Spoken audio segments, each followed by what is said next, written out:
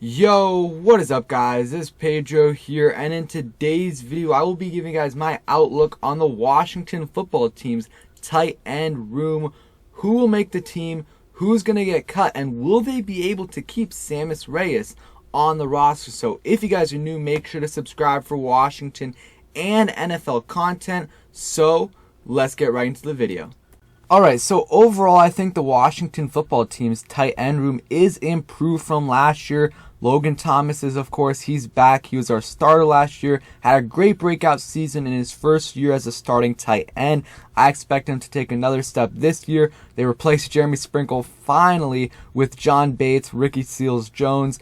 They added Sammis Reyes as well. So I like, their depth still isn't great, but they added some, young pieces that could develop into great players. So let's go player by player.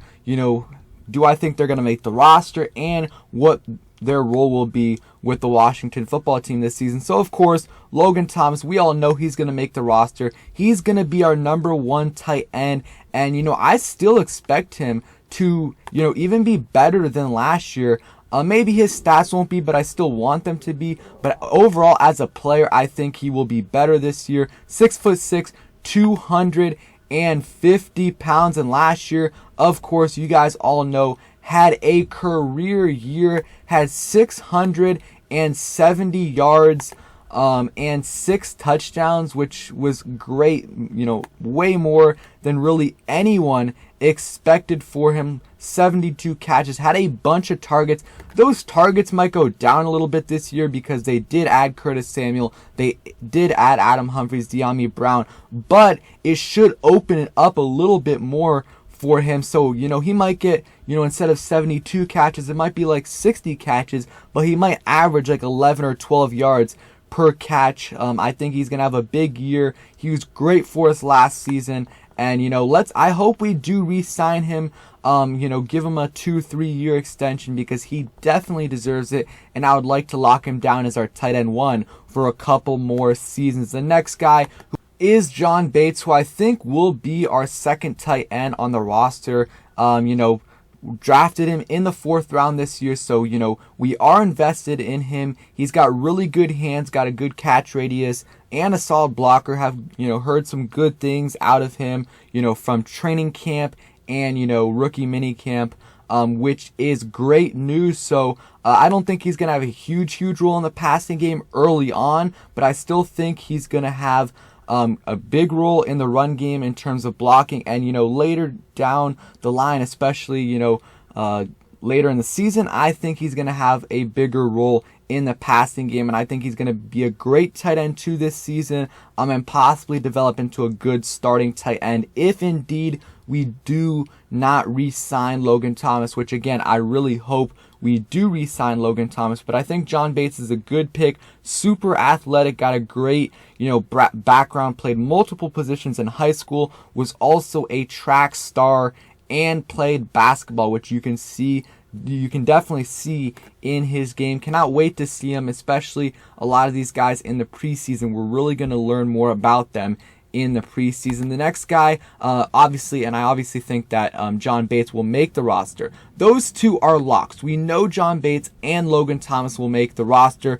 Usually teams keep 3 tight ends though, so the last spot is going to be very interesting because really it could, come down to anyone. Ricky Seals-Jones, Dion Yelder, Sammis Reyes, Tamarick Hemingway. It's really going to come down to who plays better in, training camp and preseason, really. But so far, I do think if I had to put money down right now, I would probably say Ricky Seals-Jones, who didn't do much last season with the Chiefs, but in 2019 had 229 yards, 4 touchdowns. 2018, 343 yards and 1 touchdown. 2017, 200 yards. So he does have 773 yards in his career, 8 touchdowns, which is more than anyone I think on our roster besides Logan Thomas, which we really don't have much experience. So he could be that 2nd or 3rd tight end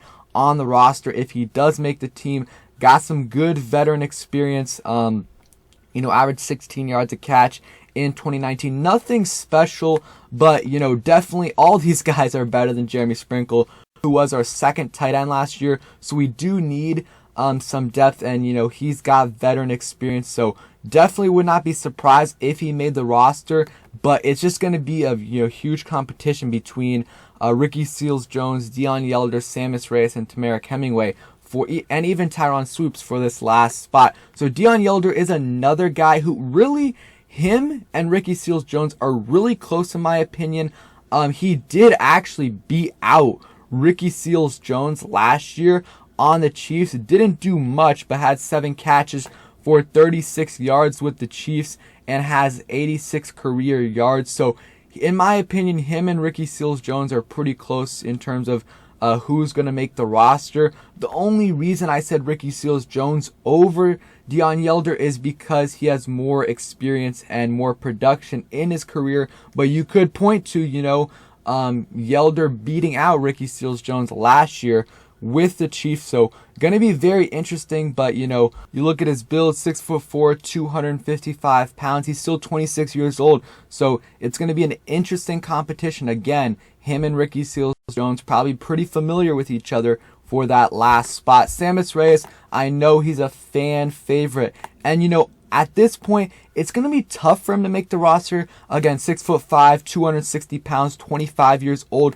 Just because he hasn't had any football experience, played 1 week of high school football, and, he did that 6-week program with the international program a couple months ago, but that is it. So he doesn't have much experience, but he's super raw, but extremely, extremely talented. He's got the, athletic tools, 6'5", 260 pounds, ran a great 40 time. I think he had like a 40-inch vertical, and he just tested off the charts. So the thing with Sammis Reyes, it looks like from the beginning, from when rookie minicamp started to when minicamp ended, it looks like he definitely improved. The coaching staff even said that. A lot of the media members also said that as well. And you could see from the clips, he looked a lot more fluid, which is great. And, it's going to be really telling that first week of training camp how he, if he's going to make the roster or not, because he just got the most football knowledge, put into him that he's ever had in his life in these last,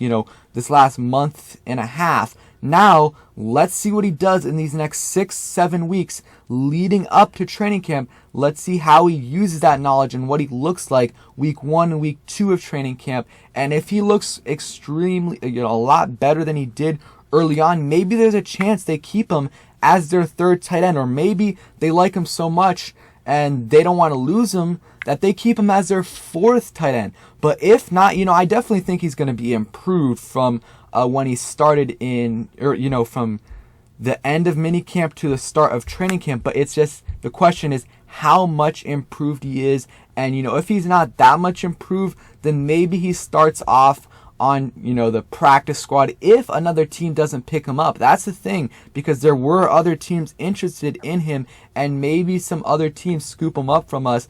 And that is the risk that we have to think about. So we're going to have to be very careful with Sammis Reyes. If we really do like him and we value him, we might have to, keep 4 tight ends, which, would be unfortunate because we would be taking a roster spot away from maybe a receiver or another position. But if we like his upside, we might have to end up doing that. But at the end of the day, if I had to guess, I would say practice squad for Sammis Reyes. And maybe down the line, at the end of the season, he gets called up for a couple games. But he's a developmental project who has so much potential that maybe in a season or two, he could develop into a really, really nice player. Last guy I'm going to be talking about, Tamarick Hemingway, who did play with Washington last season. And, at the end of the season, he was really their second tight end over Jeremy Sprinkle and Marcus Baugh. Didn't do much last year. I think he only had a couple he had 1 catch for 10 yards. But I did like him definitely better than Jeremy Sprinkle. I mean, that would be bad if he wasn't better than Jeremy Sprinkle. Played with the Panthers, of course, for a season. So he has a little bit of an inside track to make the roster just because he played with Washington last season, knows the system, knows the different players, knows the coaching staff, and he played with the Panthers in 2019. So I'm not saying he's gonna make the roster, but he might have definitely have an advantage over someone like Tyron Swoops and some of these other guys if they don't step up. If they're all kind of the same, level during the offseason, they might just choose to keep Hemingway because he was on the roster last year and they have some familiarity with him. But I don't see the upside with him that I do with Sammis Reyes or some of these other guys. But he played okay last year. Didn't really get targeted that much. Played in 10 or 8 games, but only had 1 catch. You look at his build. He's about 6'5", 245 pounds. So going to be an interesting, tight end room to say the least. I think they will keep 3 though: Logan Thomas, John Bates, and probably Ricky Seals-Jones. But honestly, could be any of those 4 at the end of the day. So thank you guys for watching. Hope you guys enjoyed the video. If you did, please hit that like button, subscribe if you guys are new, and turn on those post notifications so you never miss a video. And let me know down below in the comments any videos you guys want to see next. Peace.